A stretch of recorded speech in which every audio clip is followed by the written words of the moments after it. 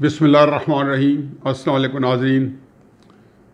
سب سے پہلے تو آج کی جو سب سے اچھی خبر ہے کہ سپریم کورٹ نے قاضی فیاض عیسیٰ پر جتنی بھی ریویو پٹیشن ساری منظور کر لی ہیں، اور اس کا مطلب یہ ہے کہ سپریم کورٹ کا جو اصل فیصلہ تھا جس کے تحت ایف بی آر نے تحقیقات کرنی تھی وہ کالعدم قرار دے دیا گیا یا وہ غیر قانونی سمجھا گیا۔ یہ یا فریدی صاحب کا اضافی نوٹ بھی یہی تھا۔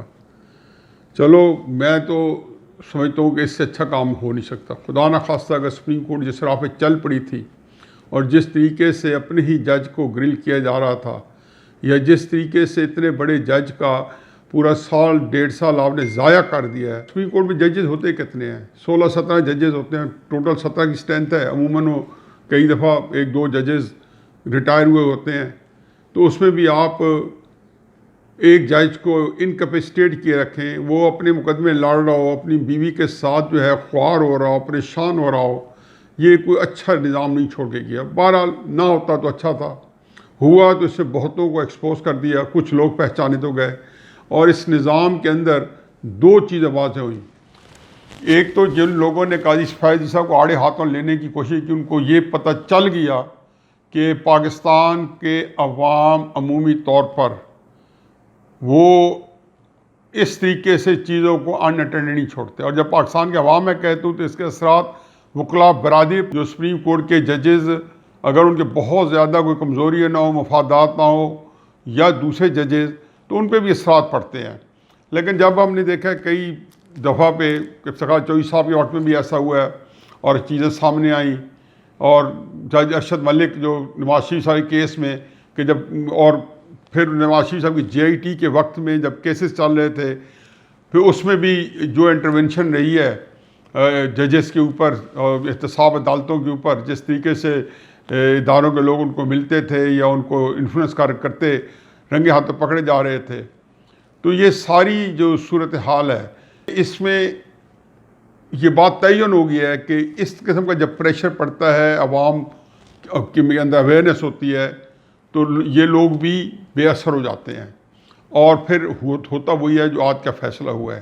اور یہ فیصلہ جو ہے اسے پورے پاکستان کے اندر ایک اطمینان کی لہر دوڑا دی ہے۔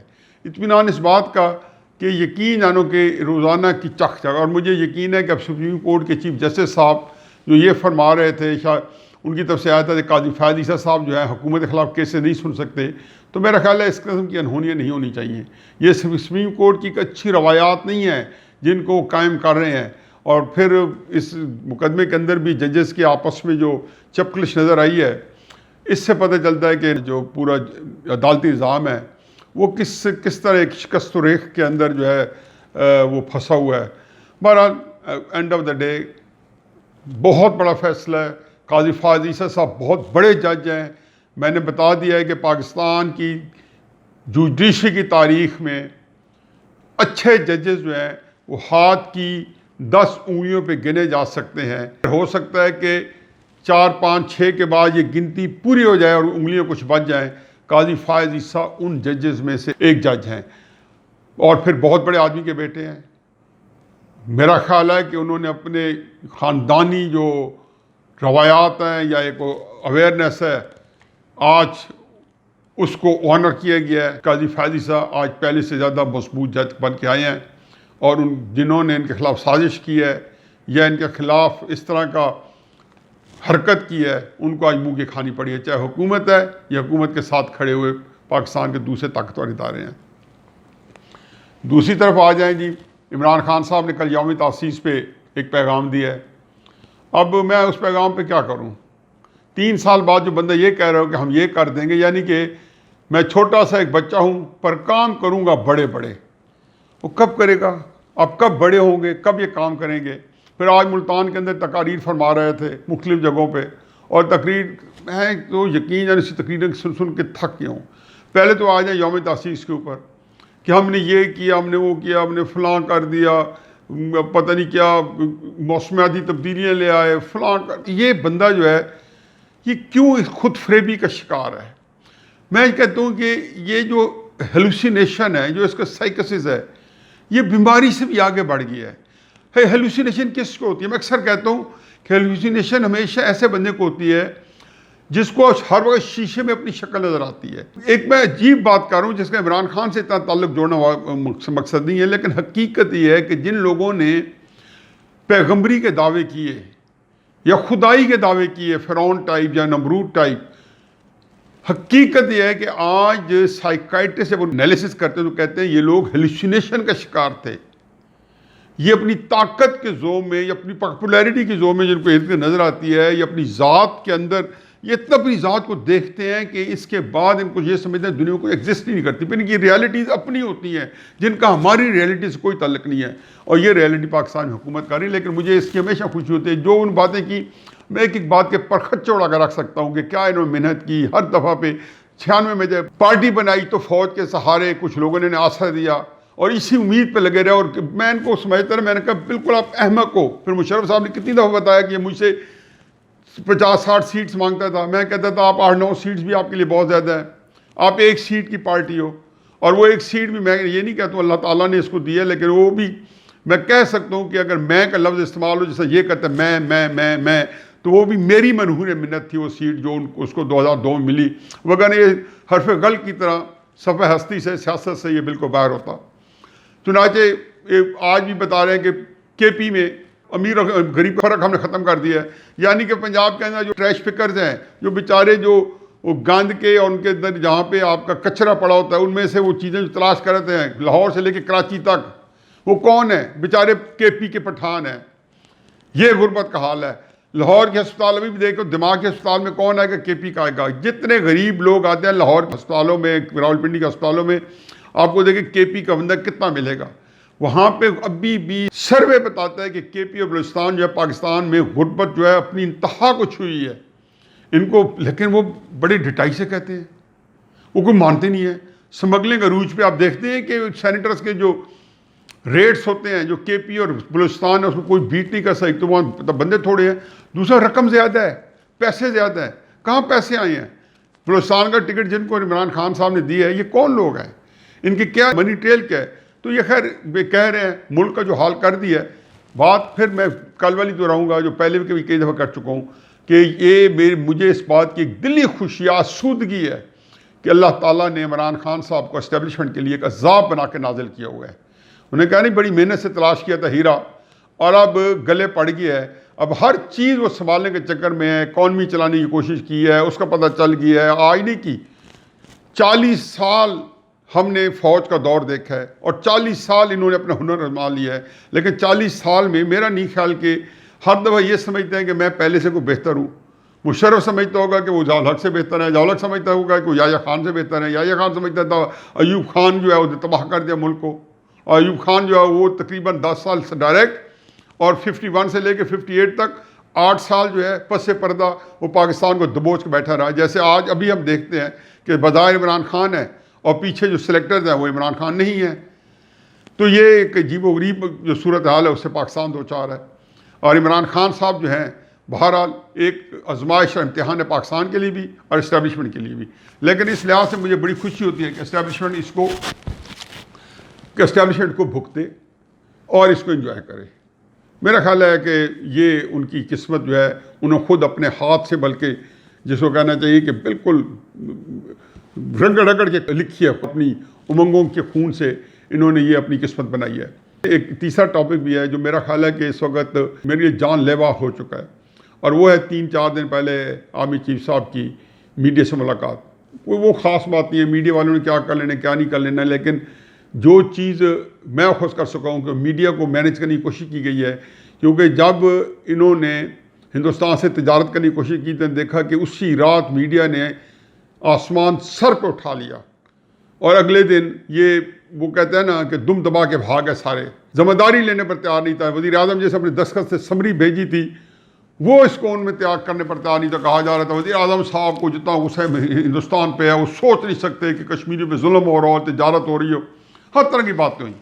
اور جو اصل میں جو لوگ تھے، جو انجینئرز تھے، جو کہ ہمیشہ اس کام کے اندر ایک محنت سے لگے ہوئے ہیں، وہ جو ہیں انہوں نے صاف لگتا تھا کہ ان کا بھی ایک حصہ ہے کہ ظاہر ہے کہ ان کی اجازت کے بغیر کوئی بندہ اس طرح کی سمریاں جو ہے نا کیبنٹ میں بھیج نہیں سکتا، ہمیں بھی پتہ ہے. اور خصوصاً یہ حکومت جو بالکل کٹ پتلی ہے، جو اشاروں پہ ناچنے والی حکومت ہے، جو ہم ویسے دعویٰ بھی یہی کرتی ہے کہ ہم تو وہی کام ہم دوسرا کام کرتے نہیں ہیں جس میں ہماری اسٹیبلشمنٹ کو کچھ نہیں دینا ہو. چنانچہ اس میں جو اس کے جو کنٹینٹس ہیں اس میٹنگ پہ اور جو باہر آئے ہیں، اور فواز صاحب کی سٹوری بھی ہے ڈان میں، اور پھر کئی اور بھی چیزیں جو ہے جو تھوڑی بہت جیسے کہتے ہیں زیب داستان کے لیے پھیلائی جا رہی ہیں. ان میں چند چیزیں تو بالکل ویسے ہی ہیں جیسے پتنی وہ کس حد تک دوست ہے کہ حامد میر صاحب سے پوچھا گیا کہ گولیاں آپ کو ہم نے مروائی ہیں. یہ بھی ہوا کہ ابصار عالم صاحب کو اگر گولی ہم مرواتے تو ہم اتنے اناڑی نہیں تھے. یہ باتیں کرنے کی نہیں ہے. میں سمجھتا ہوں کہ یہ نہیں ہوئی ہوں گی کیونکہ یہ ایک زیب نہیں دیتی. لیکن حامد میر صاحب کی جو گولیاں ہیں وہ تو اللہ نے ان کو بچا لیا 8 گولیوں سے، لیکن پورے پاکستان میں یہ ہیں کہ ان پہ یہ واردات کس نے کی. اور اس سے پہلے بے شمار صحافی قتل ہو چکے ہیں، میڈیا کے لوگوں کو اغوا کیا جا چکا ہے، متی اللہ جان کو کیا جا چکا ہے، احمد نورانی ان کی بیچاروں کی بری طرح ان کو زد و کوب کیا گیا، ہڈیاں توڑ کے ان کو ہسپتال میں جمع کرا دیا گیا. تو یہ سارے کام ہم ہو رہے ہیں، لیکن ایشو یہ تو خیر ہوتے رہیں گے. وہ کہتا ہے مشق سخن جاری اور چکی کی مشقت بھی، دونوں چیزیں ساتھ ساتھ ہیں کہ ساتھ وہ بھی چلتا رہے گا اور یہ بھی چلتا رہے گا. آرمی کی بھی اپنی کمپلینٹس ہوں گی کہ جی بارودی سرنگیں ظاہر صحافی تو نہیں بچھاتے، یا کوئی ٹیررسٹ ہیں وہ صحافی تو نہیں ہیں. یہ تو ایک ان کی ٹگ آف وار انڈیا کے ساتھ ہے. کئی صحافی پاکستان میں ہوں گے جو انڈیا کے ہاتھ میں کھیل رہے ہوں گے، یا امریکہ کے ہاتھ میں کھیل رہے ہوں گے، یا دوسری ایجنسیز میں ہاتھ میں کھیل رہے ہوں گے. کئی کھیل بھی رہے ہوں گے، پتہ بھی نہیں ہوگا ہم کھیل رہے ہیں. کیونکہ اسی طریقے سے یہ کام تو اس میں یہ زیادہ اہم نہیں ہے. اہم یہ ہے کہ جی کشمیر کے اوپر جو ہم لوگ کنونس کرتے جا رہے ہیں صحافیوں کو اور کہہ رہے ہیں کہ یہ باتیں اندر ہونی چاہیے، اور پھر ان کو یہ بتایا جا رہا ہے اپنی حالت اظہار کہ پاکستان کن برے حالات کن نامساعد حالات سے دوچار ہے. میرا خیال ہے یہ میٹنگ جو تھی نا، یہ میرا خیال دال میں کچھ کالا، مجھے لگتا ہے اس دال میں بہت کچھ کالا تھا. اور یہ میڈیا مینج کر کے پاکستان کے خلاف واردات نہیں ہو سکتی. پہلی بات تو یہ بتا دوں کہ جی پاکستان کے خلاف سب سے زیادہ وارداتیں ہوئی ہیں جب پاکستان میں فوجی حکمران رہے ہیں.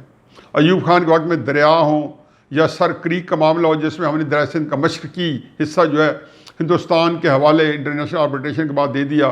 پھر 1965 کی جنگ کے اندر جو علاقہ ہم نے کشمیر میں فتح کیا تھا، واگزار کرایا تھا، تاشقند میں ہم نے جا کے بالکل اس طرح پرے دے دیا جیسے کوئی جنگ ہار کے ہم بیٹھے اور ہماری کوئی کمزوری انڈیا کے پاس ہو. پھر 1971 کے اندر تو سانہ مشرقی پاکستان، وہ میرے لیے اتنا اہم نہیں، وہ تو جو ہونا تو ہو گیا.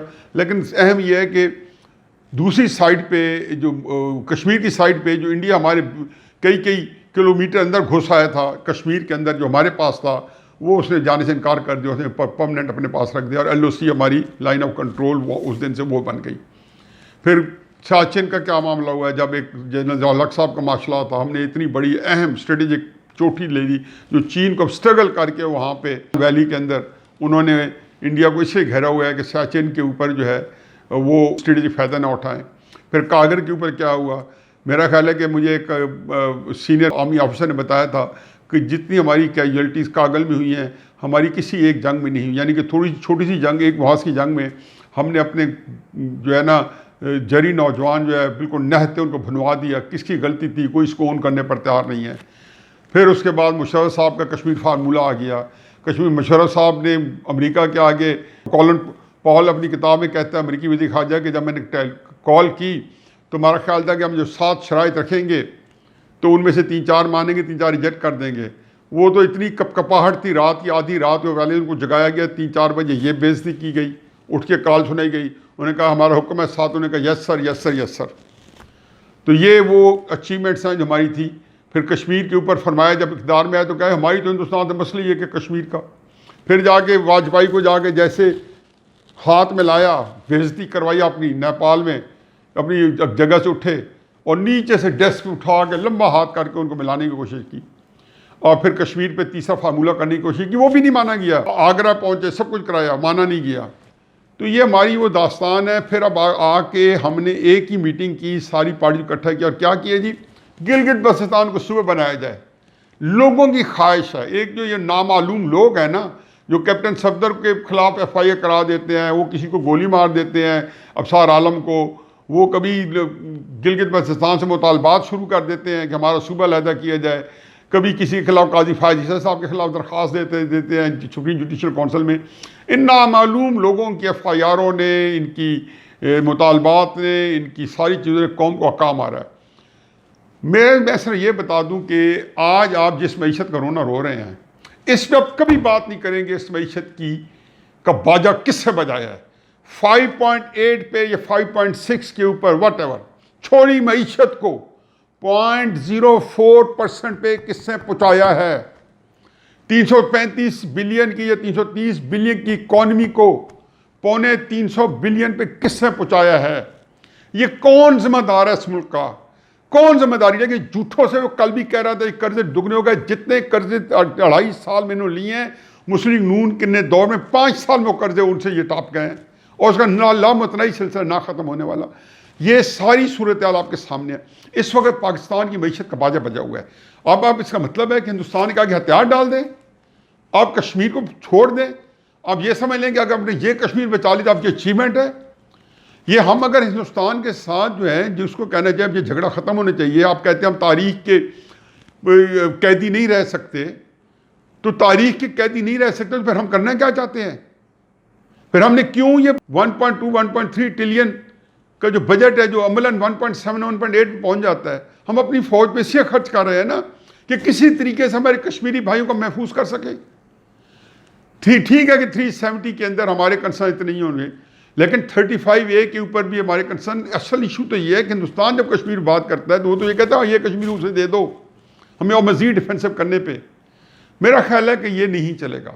آپ چاہے 30 صحافی چھوڑیں، چاہے 300 صحافی بلا کے ان کو یہ کہہ دیں کہ اس کے اوپر کوئی پیش رفت ہونے دیں، اس پہ پیش رفت نہیں ہو سکتی۔ اور اس وقت جب ہم مضبوط تھے، ہم ٹیبل پہ جب ہندوستان کے ساتھ بیٹھے، ہم مقدمہ ہارے ہیں۔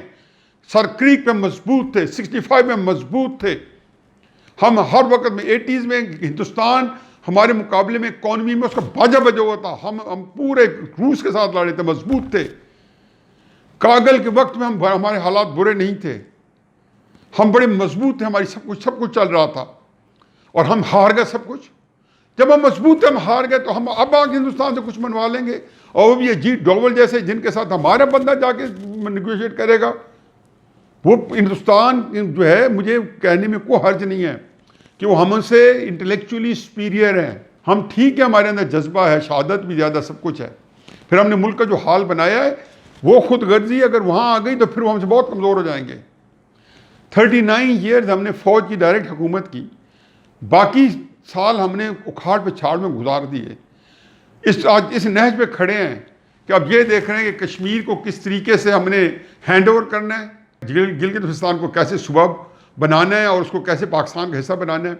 اور شاہد خاقان عباسی کے بیان پہ آپ تل ملا رہے ہیں۔ میں کہتا ہوں کہ شاہد عباسی کے ساتھ میں نہیں، 22 کروڑ عوام کی آواز ہے، سوائے چند ہزار لوگوں کو جن کے مفادات ہیں یا جن کو پاکستان کے اندر جنہوں نے اپنے اسپیشل ویسٹ انٹرسٹ بنا رکھے ہیں۔ اس کے علاوہ سارے اس آواز میں کشمیر کے اوپر کہ کشمیر میں کسی کو کوئی سودا نہیں کرنے دیا جائے گا۔ ٹھیک ہے، آج ہم کی مدد نہیں کر سکتے، اس کا مطلب یہ نہیں کہ اس کی آڑ کے اندر ہم کشمیر کو بیچ دیں، کیونکہ پاکستان کا باجا آپ نے یہاں پہ اپنے اعمال سے بجایا ہے، اکانومی کا آپ نے پٹھا بٹھایا ہے، پاکستان کی ساری اداروں کو تتر بتر کر کے رکھ دی ہے، اور اس کے عوض ہندوستان کے آگے ہم ہتھیار ڈال رہے ہیں کشمیر کے اوپر۔ یہ نہیں ہو سکتا، قطعا نہیں ہو سکتا۔ وما علینا الا البلاغ۔